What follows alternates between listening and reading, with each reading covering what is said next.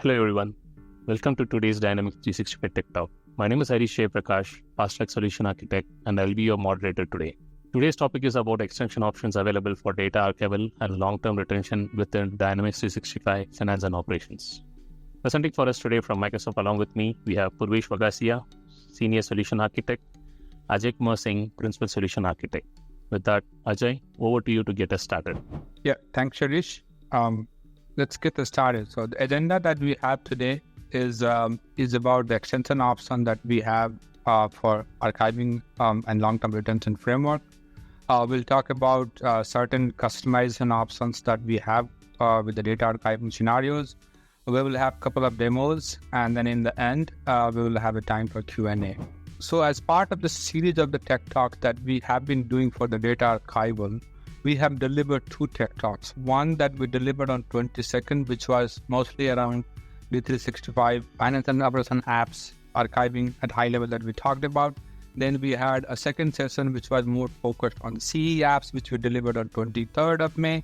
And now this, as part of that series, today's session is more about going a little bit deeper on the finance and operation apps, or how do we go for an extension and customize an option if I had to with an existing framework.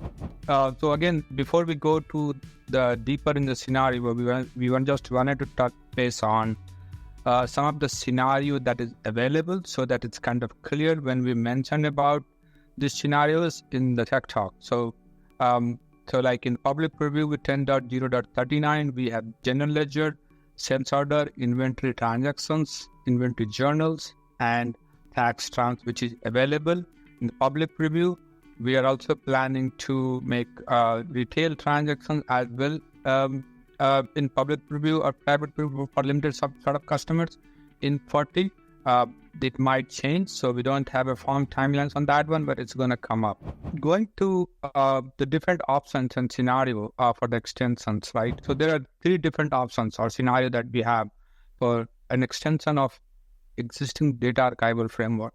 The very first one is about a custom fields in out-of-box data archiving scenario.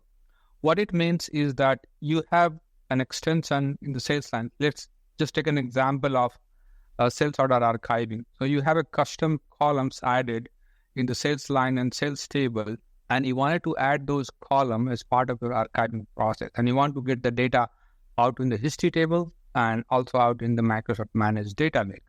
So that stops on the how do I handle, and we will talk about in that one, how do I handle that situations. Then we have another situations where it's not about adding a custom columns in existing table, which is part of a data archiving scenario. It's about having a new table altogether as part of the existing archiving scenario. So example, you have sales table, which is sales order archiving scenario, which has around 13 tables. Now you have one more table added in your business, which is holding some data related to either sales table or sales line. And you want that to be added as part of your archiving of sales order. And that's the scenario that we'll cover. In the end, on the third point that we have, which is build your own custom archiving scenario. And what it means is that it's about from the ground up, right? So you are not going to use all the existing scenario that we have available. You have a custom solution, custom module, or probably an ISV, right? Where everything is custom and you want to have your own archiving scenario. So like building that archiving scenario from the ground up.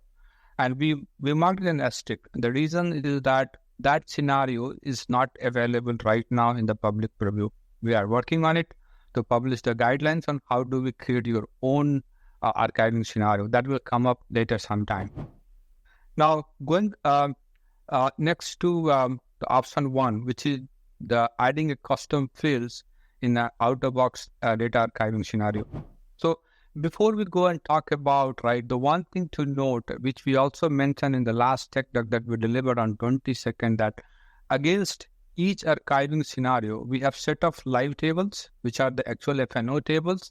And then against each live table, we have a mapping history table.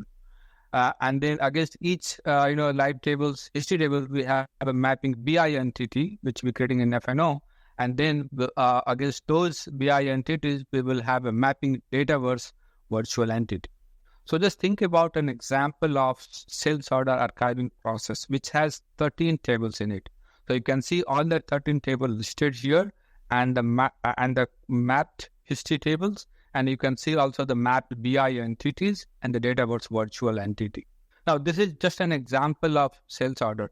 We have posted here in the link a list of all the scenario that is available in the public preview, and their mapping list of tables, history tables, BI entity, and the Dataverse. Now, why we are talking about this mapping? Because when we are going to plug in our existing columns, we need to figure out all the list of tables that I have here, because I need to figure out all the extension customization, or the new column that I have added in these tables. I need to make those tables available in all this three mapping artifact that we have. Now, for me to go, say example that you have a table called sales line underscore var, right? Sorry, not just example. Just think about example. In the sales line, you added two extra columns, and those columns you want to be added as part of archiving process. So we'll go to the next, and we'll talk about what are the next steps that you need to do. So the very first step for you to add a custom field in the existing archiving scenario, first of all, the list of mapping that we posted and we discussed in the previous slide, look at that, and you can go manually in the Visual Studio, look at the new column that you have added in your live tables, or you can call it, for example, sales line, right? You have added 4 columns. Make sure that these 4 columns being added into the history table. Now, you can do that 2 ways. One is that we have posted a SQL script that you can log into your dev box, run that SQL script, and the SQL script will validate how many new columns that you have added in the 13 existing tables that is part of sales order archiving, how many new columns that you have added, and those columns are missing in the history table. And that is a script that we delivered. Now, you manually need to consider, when you do a manual mapping, the thing that you need to kind of consider is that there's just 2 columns that we add by system columns that we can call it, sys row version and sys data states, which is the 2 columns there in the live tables. Or you can think about a sales line, sales table, or all tables. These 2 columns are there. You don't need to add these columns into your history. This is columns used by archiving framework for archival. These columns doesn't need to be added in the history table. That's one thing to note, right? That when you are doing a manual mapping, ignore these 2 columns. If you use our script that we have posted, we have already excluded these 2 system columns. Now, there is a question that comes in that why do I need to go all these manual steps? Why can't Microsoft automate it? And we have talked about this one in the past. The one reason is that when you create columns in an existing table, you need to create those columns in extension. You need to define model where you wanted to add those extensions and all the dependencies, right? So automation of that piece is not going to be that easy for us. Again, feedback taken, but right now, the only option that we are left with that we need to do the manual extension. So now, for you to handle the scenario of adding a new column to an existing archive, so validate, right? Because if you're not validating, and if you have a gap between your live table columns and the history table columns, if you try to schedule that archival scenario, it will error out because there's a missing columns, right? So now for you to handle that, validate it. Once it's validated, then create an extension of your history table and add those mapping columns. So the column that is missing, you need to add those columns in the history table, right? Now you have those columns added in the history table, which were there in the live table. Now you need to add those columns and custom fields in your BI entity. And again, why we are saying we keep talking about the BI entity. If you get a chance, or if you attended the last tech talk that we delivered on 22nd, each table in archiving scenario is mapped with one BI entity. We are doing 1-by-1 mapping. So 13 table in sales order archiving scenario, we have 13 BI entities and 13 history tables. So each one, we are doing 1-by-1 mapping to make it simpler of the data copy from FNO to history, and from history to the Microsoft Managed Lake. Because if you have a complex entity, it might take a hit on performance, right? So any table that you have customized and you have a custom columns, make sure that corresponding history, you create an extension, add those columns, then make sure create a extension to the existing BI entity and add those custom columns. Now, the next step is that I have added all this customization that I need to add. The few things to note, right?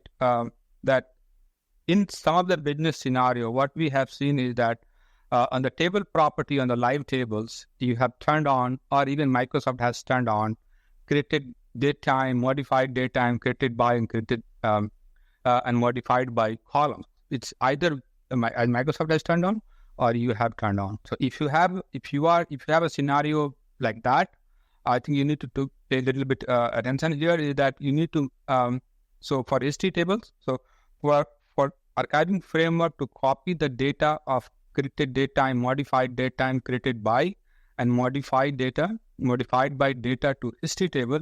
So simply what you need to do is that through extension, go to the history table.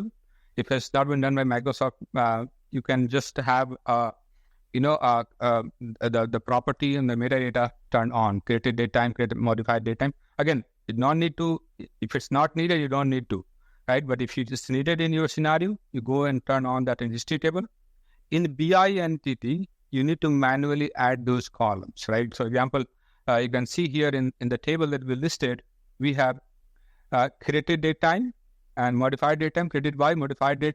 BI entity, you need to add created on, sys modified datetime, sys created datetime, sys modified by. Now, we added sys here, right? You don't necessarily need to add a sys here, but what you need to do here is, first of all, do not name the column exactly same as what system creates, right? Like created datetime, you won't be able to add it. So follow your own naming convention. We followed here, added sys. Probably you can add your own naming convention like var modified datetime, but follow the same pattern and same naming convention so that, it's kind of a general guideline for any dev practices that, follow the consistent the prefix and suffix, so that it's a consistent across all the customization extension that we are doing. So now, if you look at, we identified the column, we added those columns into my history and my BI entity. Now, once I have done all these things, I'll deploy that code to my sandbox. So once that code is deployed to the sandbox, the next thing that I need to do is that, since I modified my BI entity and underlying table, I want to make sure that my virtual entity in the Dataverse is also being refreshed. And for that, to refresh the virtual entity metadata, simply go to the Maker portal, go to the setting gear, and within that setting gear, you'll see an advanced setting. And in advanced setting, there's an advanced find.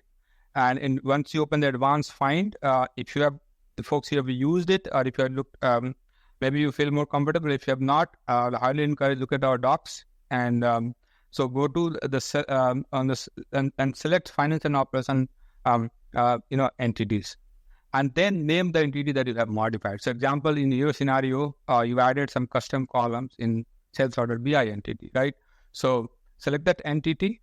I want to select that entity, and then one key things to do here is to check refresh BI entity.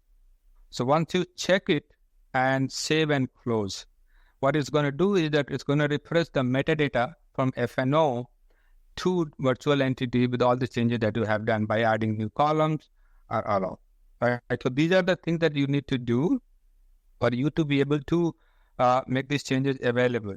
Now, once you do this refresh metadata, now the next thing is what we'll do here is that I'm going to hand it over to Purvesh for a quick demo on the same thing we just talked about. Purvesh, over to you.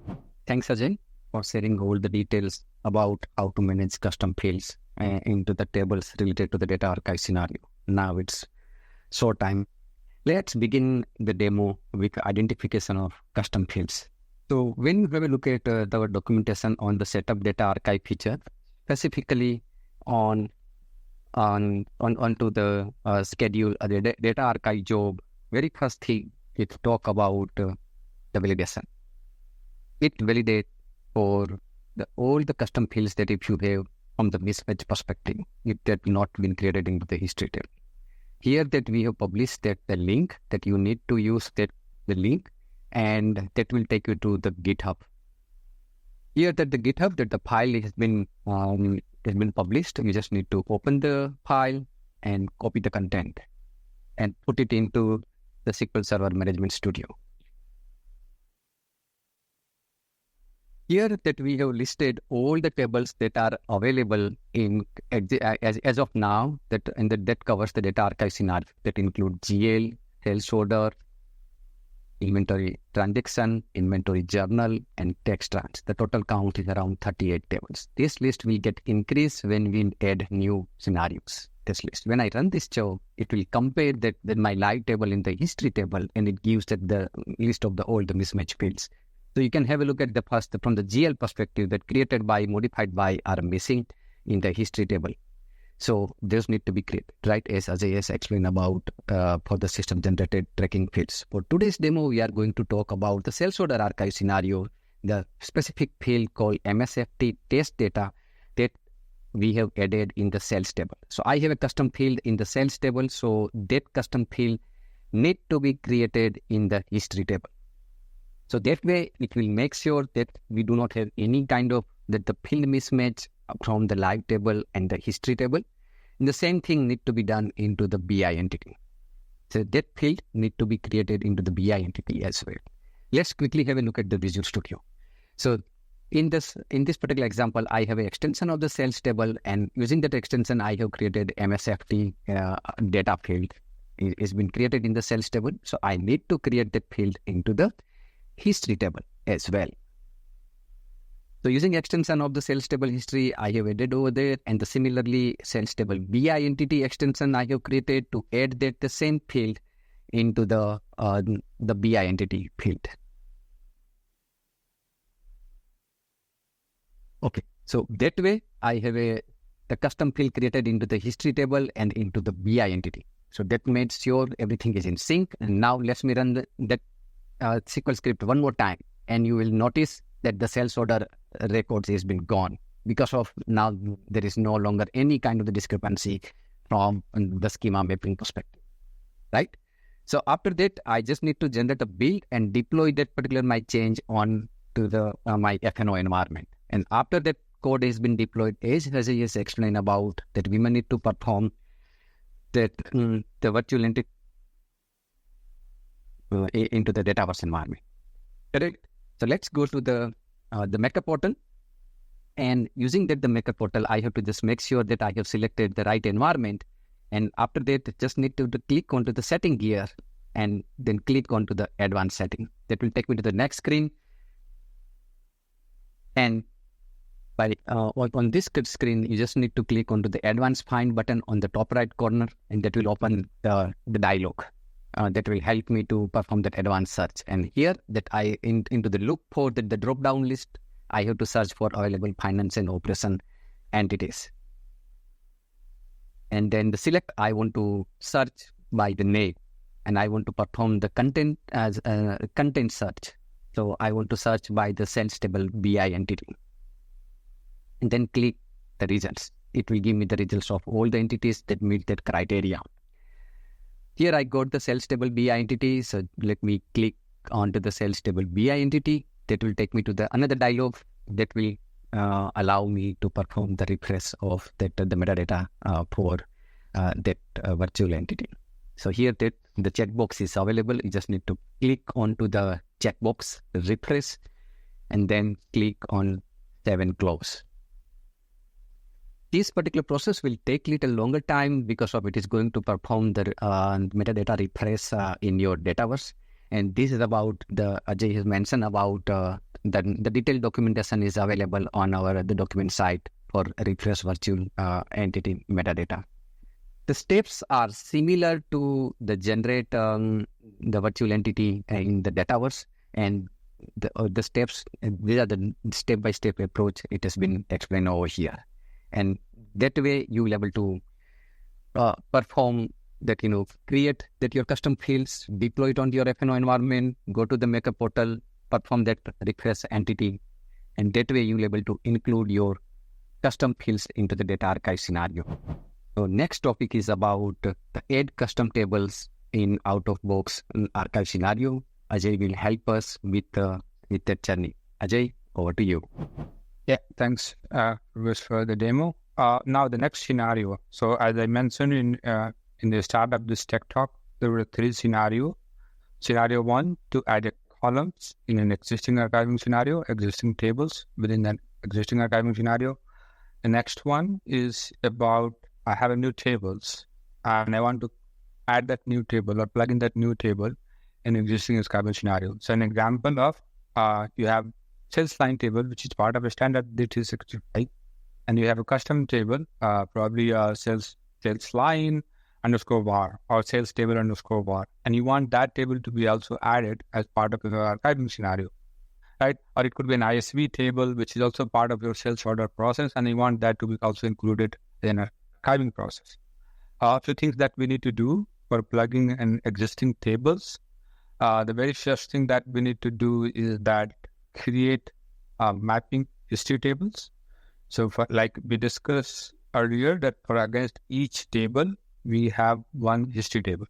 So what you need to do is that you need to create a history tables against your custom tables, right? And map all the columns, right? When we say map all the columns, again, same thing applies, that there is two system columns on every live table, which is sys row version and sys data states, that you don't need to add into the history tables, because those are system columns used by the archiving framework on the live table. We don't need to add those columns on the history. Second is that now I have the history table. The next thing that I need to do is that create my BI entity. As we discussed in the past, against each table, we have a history table and then we have a BI entity. So now I need to create a BI entity against my table and then mirror all the columns, right? All the columns that we have in my live table. And then the third option is now I have my tables created, I have my entity created. The next is to plug in this tables and entity in the existing scenario.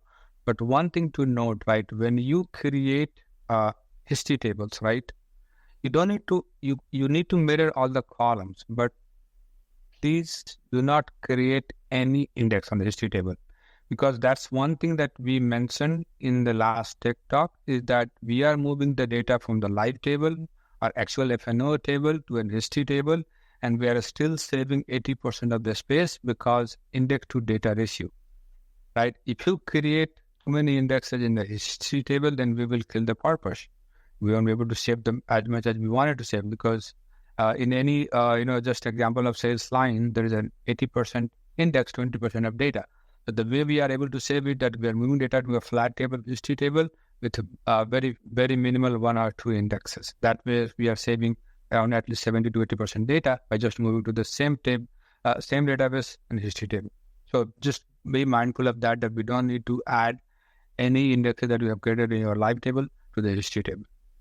And then last but not the list is about there's a class that we use to anchor the archiving process, which is archive automation job requester creator class. So you need to extend that class and then plug in that one for you to be able to archive. And we'll do a quick demo on that one. But before we go there, I'll just also talk about a few things on the new table property that we need to do. So on your live table, the table that you are going to add as part of your archiving RBI entity, there is a two property of the table metadata. It's called or entity metadata, which is called allow retention and allow archival. You need to enable those two properties. As you can see here that we have highlighted allow archival and allow retention to be yes. Then only these two tables will be included in the archiving scenario. So you need to set these two property. Then the other property, which is called allow row version tracking, that needs to be turned on table and the BI entity, right? And now the couple of things here, right? Starting from 39 onwards, if you create a new table, this configuration key for allow row version change tracking is by default turned on, and that property will default set to yes. You can change it to no if you don't want to, but it's default changed to yes. And that column gives us an opportunity, an ability to move the data from, synchronize the data or changes, incremental changes from your FNO tables to Dataverse. And that is used for both the purpose. It's used for archiving. It's also used for the Synapse link. Now, one thing to note here is that you don't need to enable allow row version tracking or allow retention and allow archival on history table. It's only on the live table and BI entity. So that's one thing to note, right? You don't need to do that on history table.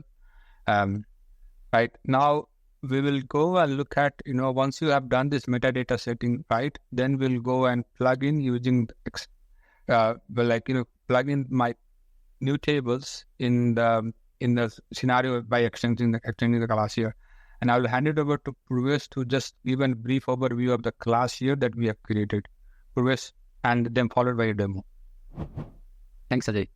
So here is a code snippet that a small piece of the code that need to be added in your solution using the extension of Archive Automation Job Request Creator class. So for the sales order scenario, we have the class that has been created for the sales order Archive Automation Job Request Creator. Using the extension, we have created our extension class, and using the chain of command on create post job request, we are going to first of all make that call to the base method, and that will perform that all the activities that need to be done. After that, we will need to define a relation between live table, history table, and the BI entity. So here is just the declaration in terms of the live table, history table. Then we have a SQL name of the live table, the history table, as well as the parent source table name. So in this given example, the parent source table for the sales order archive scenario is sales table. So, and I have a MSFT SO data archive test class table that have been created, and it has a relation with the sales table using the sales ID. So I have a common column between my custom table and the parent table is through sales ID. So very first part of this piece of the code, I'm going to add a relation between live, history, and BI entity. So that way it has been correlated in terms of, because of otherwise that we talk about, like we need three set of the objects, live table, history table, and the BI entity, where they are going to correlate, where they are going to relate to each other. This is the piece of the code that's going to define the relation between those three different objects. Now, the second piece of the code in the same method that I need to define a parent-child relation between my source table, that is the sales table, and my child table, that is the custom table that I have created on MSFT data archive test, the source table. So the relation that I need to define the join condition is through the sales ID.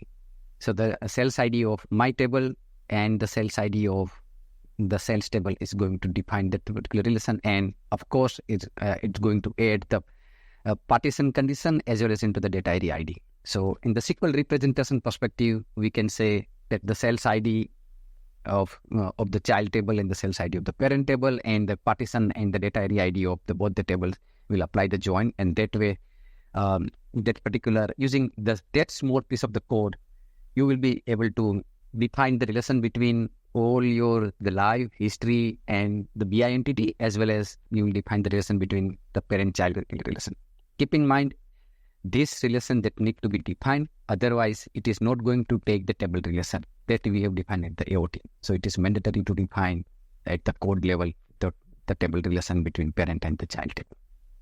So that's it about the small piece of the code I need to add, and that way adding a new table in the existing data archive scenario made very easy. After that, the changes that have been made in the FNO side, we may need to deploy that code. And so that way that FNO environment is up to date with my latest change. Now, what about the database? I need to, and we discussed in that our previous tech talk as well, like how that particular FNO will integrate with the Microsoft Managed Data Lake or the Dataverse Managed Data Lake is through virtual entity.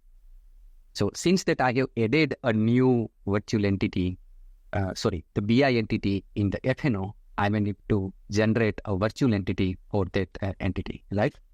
So need to follow the similar steps that Ajay just explained about the request virtual entity in terms of go to the Maker portal, use the setting here, advanced setting, advanced find, and need to search for available finance and operation entities, and it will give the entity that will appear called MSFT SO data archive test BI entity, and just you need to tick the visible. So that way it is going to enable that the virtual entity into the Dataverse.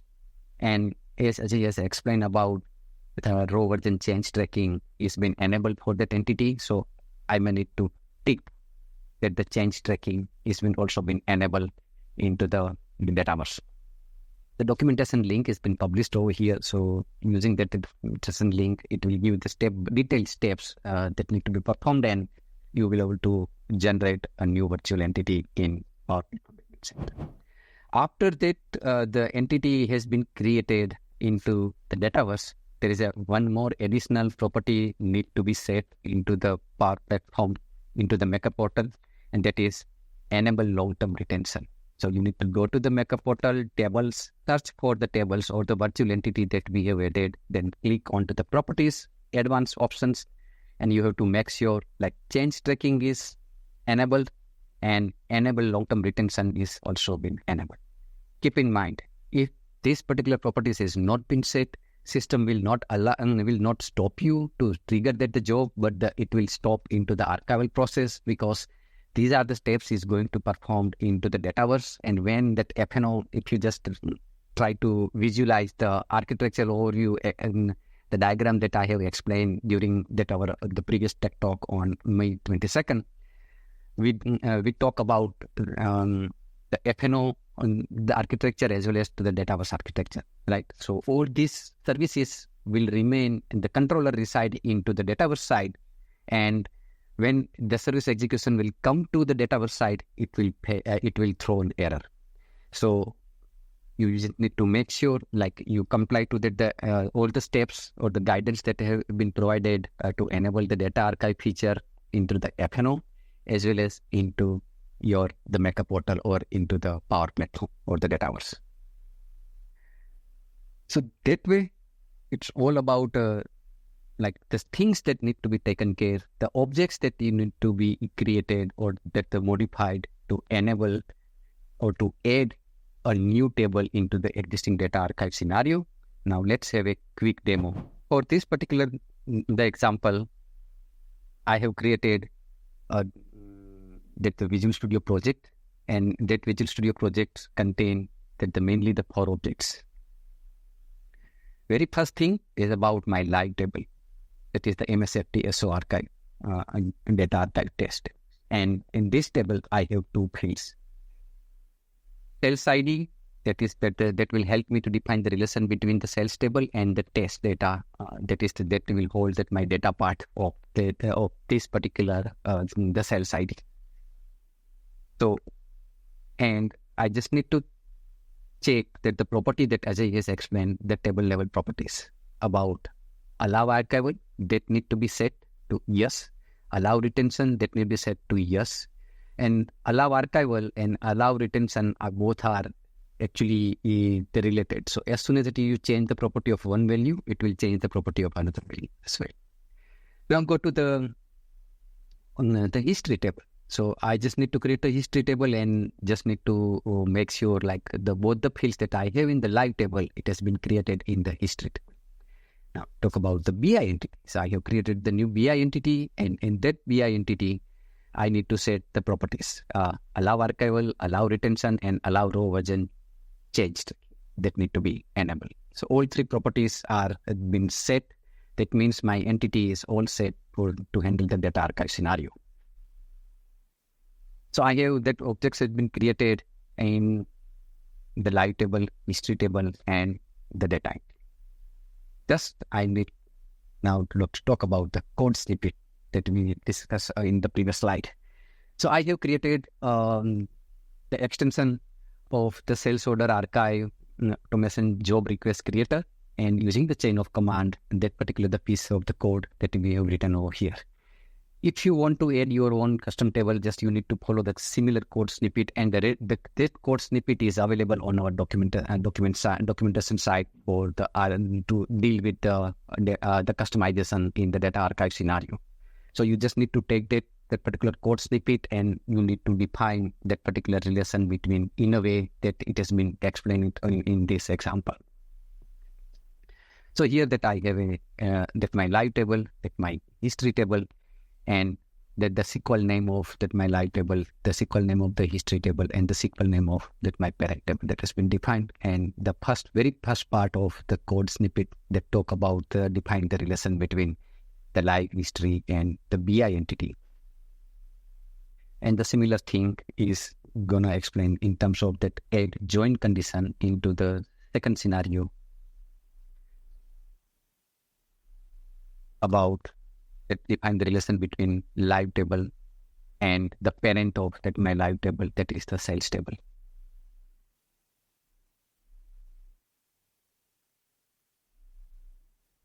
And that's it from the code perspective, because this code is going to take care of that, define the relation between that your live table, history table, the BI entity, and define the relation between your live table and the parent. And this is the small piece of the code, and that will enable you to add your custom tables in the data archive scenario. Once that this particular piece of code has been completed, you just need to create a build and deploy that your solution onto your F&O environment. And then you need to go to the Maker portal, and you may need to enable that the newly created virtual entity into the data house. So we'll follow the similar steps. We'll make sure that I have selected the right environment, then go to the setting here, advanced setting. I'm just going to perform the similar steps that as he has explained in the previous screen about the refresh of the entity here, that we are going to do the generate of the virtual entity by clicking the advanced find. That will open the advanced find dialog, and I will need to search for the available finance and operation entity. And we want to do the search based on the name. I want to do the content search, so I will select the contents and will provide that MSFT. And we'll click onto the results. That will show me the results in the grid. And here I got that my entity. So I just click on it. When this particular the form will be loaded, at this time for the newly created virtual entity, you have to make sure it is ticked for the visible and the change tracking has been ticked. And then click onto the save and close. This particular process is going to once again take some time because of it is going to generate the metadata property. Once that the metadata is generated, you need to go to the tables, the all tables, and you may need to search for the entity that we have created. Once you found that particular record, you need to go to the table property and click onto the advanced options, and you have to make sure that the change tracking is enabled and enable long-term retention is being ticked. Once that particular steps has been performed, you are all set from the enabling that your entity into that your Power Platform into that your Power Platform or into the data house. So we talk about the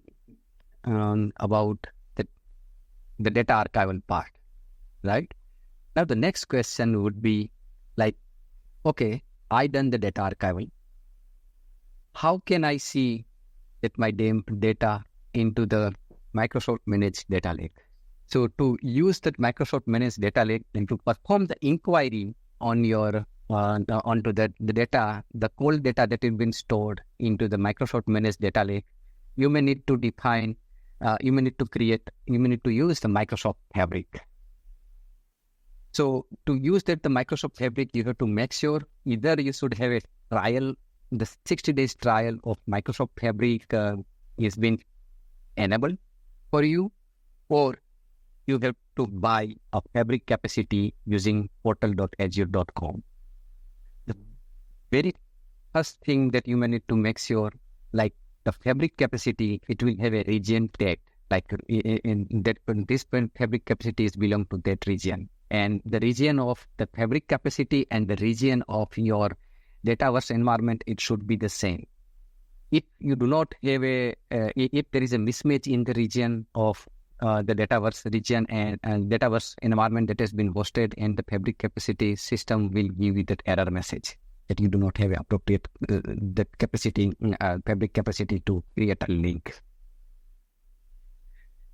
How can I create that particular link, right?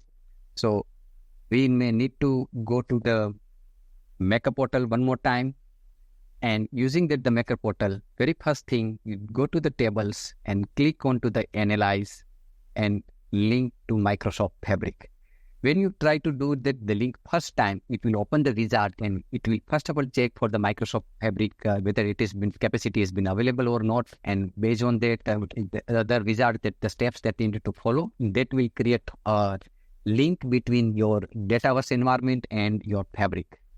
Once that particular wizard that has been completed, you can use that. You can come one more time into the tables, Analyze and link to Fabric, and that will take you through to the apps.fabric.com or the Power BI, and specifically onto the Lakehouse. That particular the Lakehouse is nothing but it is the shortcut that has been created of the data that has been stored in your Dataverse managed data lake. And it provides you the table view similar to the table browser capability we have in the FNO. Here it shows that all the tables that MSERP underscore the table name underscore table name the BI entity. These are all the BI entities that has been available that has been published into the Microsoft Managed Data Lake. But this is the table browser. How about that if you want to write some sort of the complex queries, or you wanted to have a query kind of that experience? It has been available through SQL Analytics endpoint. So when you will create the link, it will create the Lakehouse, semantic model, and the SQL Analytics endpoint. So using SQL Analytics endpoint, it will give you the similar the look and feel that we have into the SQL Server Management Studio, or that it brings the SQL capabilities in the Fabric. If you just click onto the DBO, the schema, it tells you through all the tables. And then under the DBO, you will have a view as well. It will allow you to create the new views. Here is that the two queries that I have used for that our today's demo. The first query is about the custom field that we have created in sales table BI entity. The name of the custom field was MSFT data state. So each table and each column will begin with MSERP. That means it's represented that's a ERP data in terms of the tables and the fields. So here that the very first query, I used that the criteria where that MSFT test data with I don't have any that I have a data in it, so that not equal to blank. So when you get that the data, I have added that one more, the group by one MSFT data state code. The value 0, it means it's a live records. Again, I'm referring to that our first session that we talk about the sys data state code value. And the 1, it means the archive records. So I have a 58 archive records, 665 the live records. For the another example, let me just comment on that MSFT test data. It's a comment out. So, and when I will run the data, when we run that script one more time, it will give me the complete list of the data in terms of that all the live records and the archive records. So you can see with this data state 0. So without checking that the value of the custom code, and if you just have a look at that the 0 value, 14,536 records. These are the total number of the live records I have in the sales table. And the sys data state code 1 means that archive records. It means that I have archived the 58 sales orders. The second, the query that I have given some sort of the complex example using the custom table that we have created in our demo. That is MSFT SO or data archive test, the BI entity. So I have given that the allies is a child table, and I joined it with the parent table that was the sales table BI entity, and I have applied the joint condition that I have written in my code snippet into the code. That is the child table of the sales ID equal the parent table of the sales ID, and I have added the one more criteria to link it with the data area ID. And I did the group by one the data state code, so I can get the segregated view of my live records and the archive records into the custom tables that I have created. So that way you will be able to see this particular, that using the Microsoft Fabric, you can run any kind of the custom queries. You can create the custom queries the way you want. You can create a views for those custom queries, and using those custom queries, you will able to create the Power BI reports. So that this particular, either the Fabric, the tables, or the views that you have created in your that the Power BI into the Fabric, you will be able to use it into the source of that your Power BI report, and that way you can build your analytic story using the data that has been stored in managed data lake. So that's what all about the two scenarios that we talk during the today's session, that covers the addition of the custom fields and addition of the new table into the existing data archive scenario. Here that we have the reference link that is mentioned in, and that will publish as a part of the tech talk that will help to that our customers and partners as a kind of the easy reference that talk about the archive customization, that mention about that any kind of how to deal with addition of the custom fields and addition of the new table scenarios. We have detailed documentation available. Let's go through this. Validation, the scripts, the SQL script, it has been uploaded onto our GitHub. That SQL script we will keep on updating as that the new data archive scenarios will added into the scope of the data archive feature. The additional steps about the generate and refresh virtual entity, that will help you, take you through the detailed step-by-step approach. And if you need the documentation about the link your Dataverse environment to Microsoft Fabric, the detailed documentation link is also been available.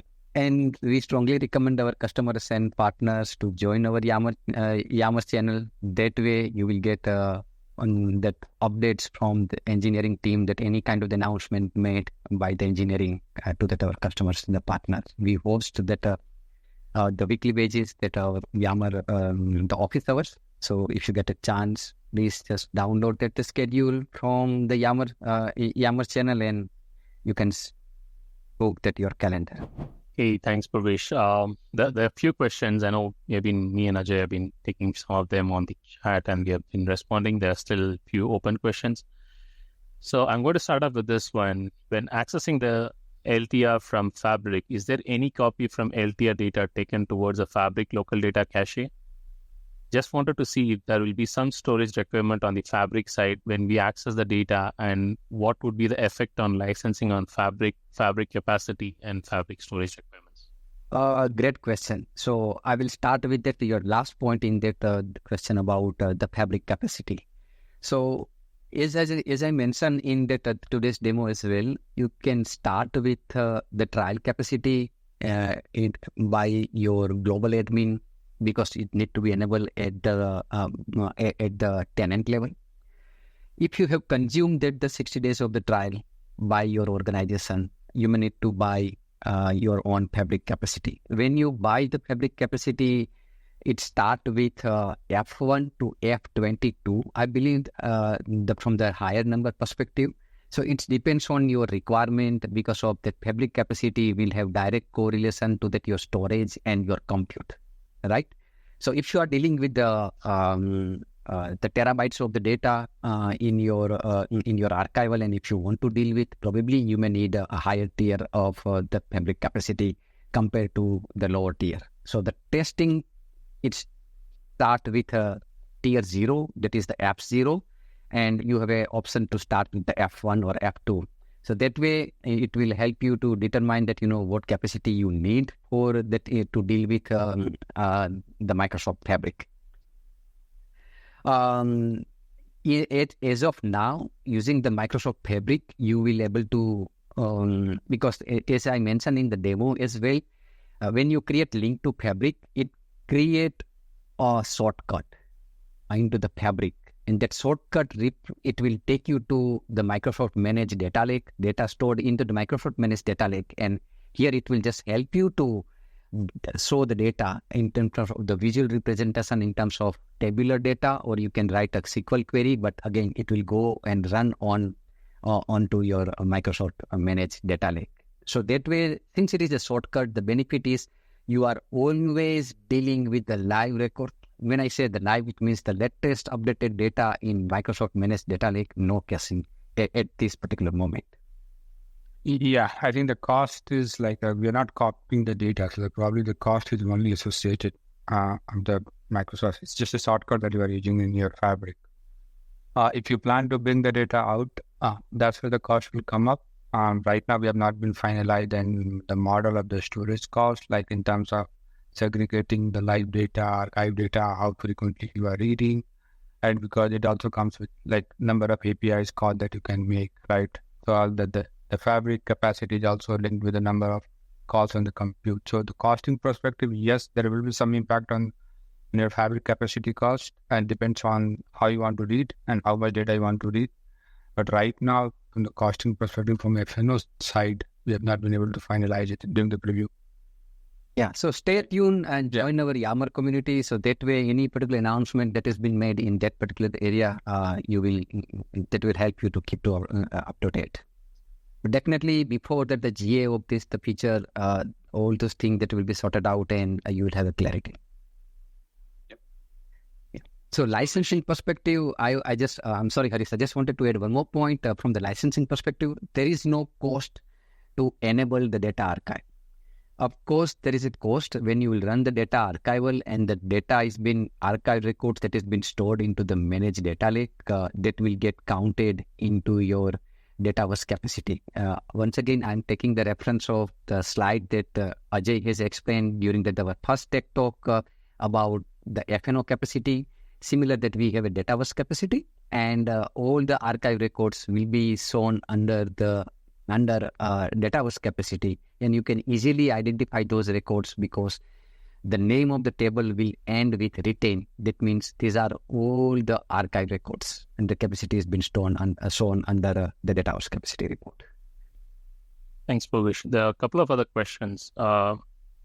When LTR data moved from FNO to Fabric, is there a storage we need to buy in Dataverse? I think you kind of addressed around the storage, so probably it will be a follow-up to that and address this one, Purvesh. Yeah, so data moved from FNO. Okay, again, we'll take it through the first session where we explain about the data flow. Data flow from FNO live tables to the Microsoft Managed Data Lake. Fabric is provide kind of the link, create a shortcut, and that way you always querying into the Microsoft Managed Data Lake. The data has been stored in Microsoft Managed Data Lake. Okay. Hey, there's another question. Could you confirm only Fabric is used, or could we use Synapse to read the information from Microsoft Managed Data Lake? Microsoft Managed Data Lake is a SaaS solution. So compared to the BYOL that you do not have direct access to the data, right? So currently that the Fabric is the way that allow you to create a shortcut, and you get that way you can perform the query onto the data Microsoft Managed Data Lake. Thanks, at this moment. And using the Fabric, it will allow you to write a complex the queries or create a complex view the way you want. And you can save it, and then you can use it into the Power BI report for your reporting purpose. There's one more question. Are the schema and relations from T-Test to FNO is getting reflected on Fabric? Will the schematic model contain those relations out of box? So like to relate that particular at the service level, I just explained about that, it performed the validation, right? So definitely when you make any kind of the schema change in FNO, you need to perform the refresh of the virtual entity in that. It triggers the change of the schema into the managed data lake as well. So that way it will always in a sync through the Power Platform or through the Dataverse changes or through virtual entity changes.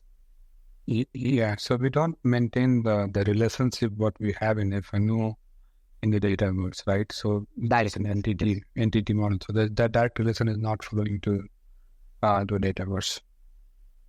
There is one question which is related to attachments. What about attachments if we expect to archive and visualize them as well? So right now, attachments, it's there in our doc. It's not supported.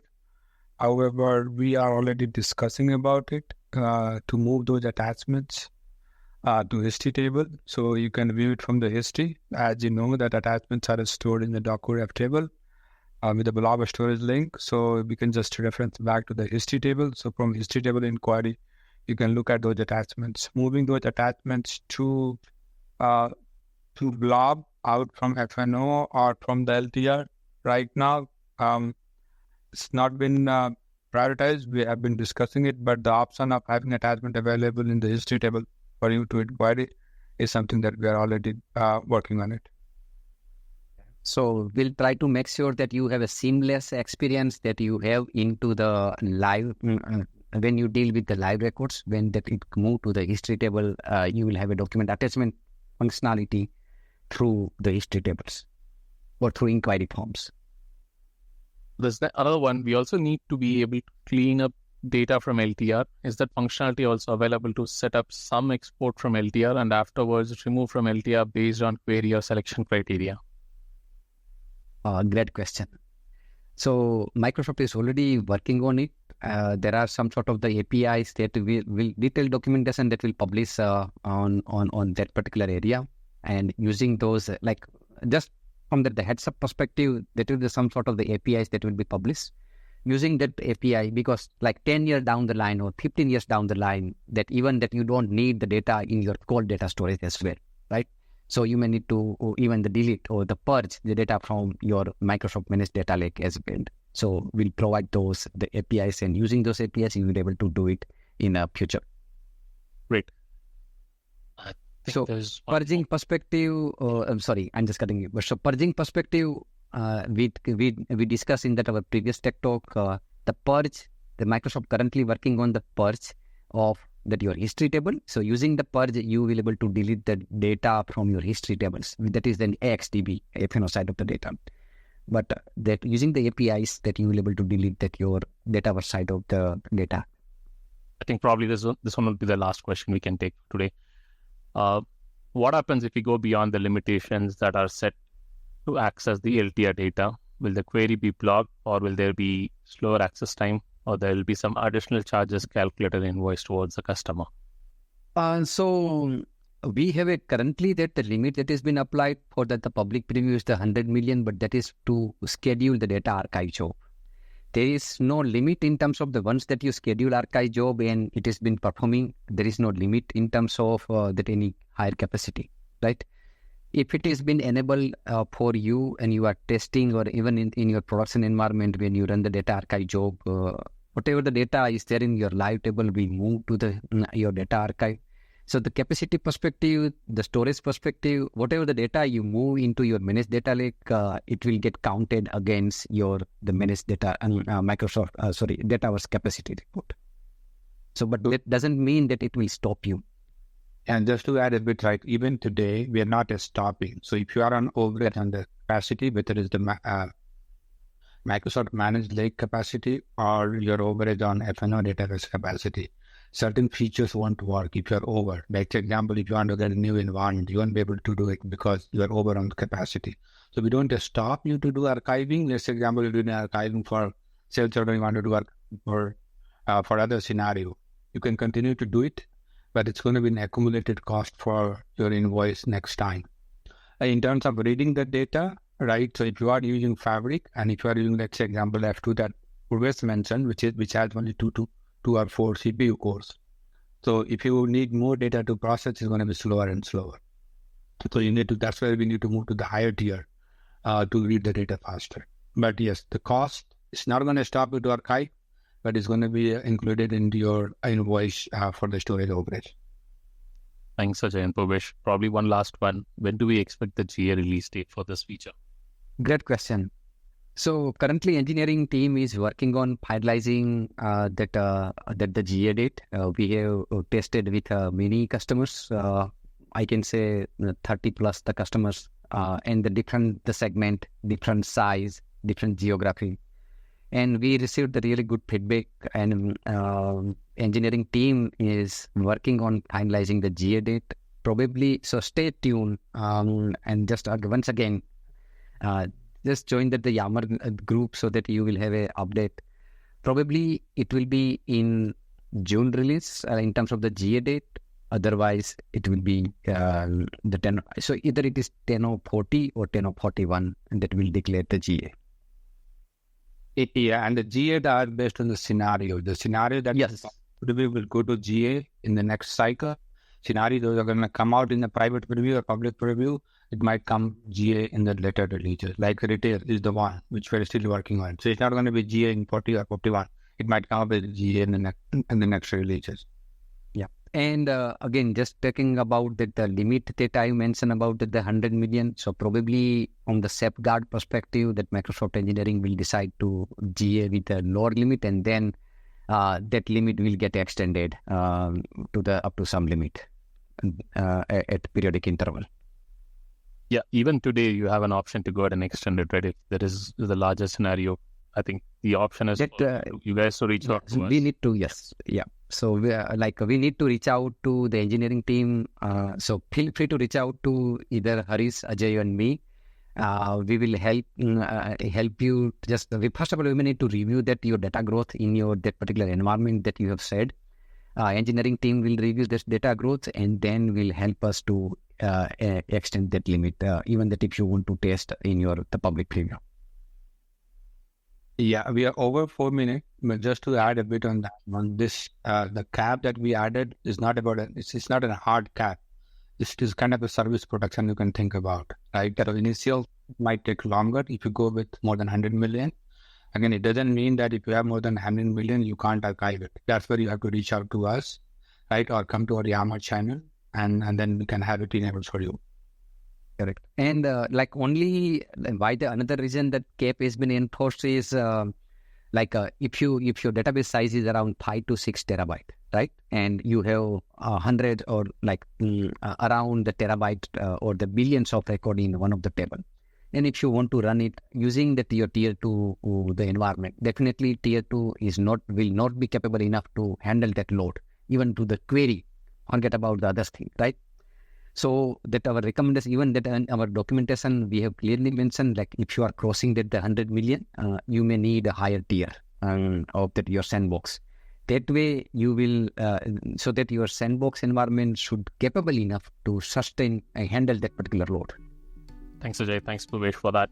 Coming to a close of this session, I posted a short URL and Q&A panel. We'd love to hear your feedback on today's session and what you'd like to see in future events. Thank you for attending, and thank you for our presenters and you, our audience, for attending the Tech Talk today.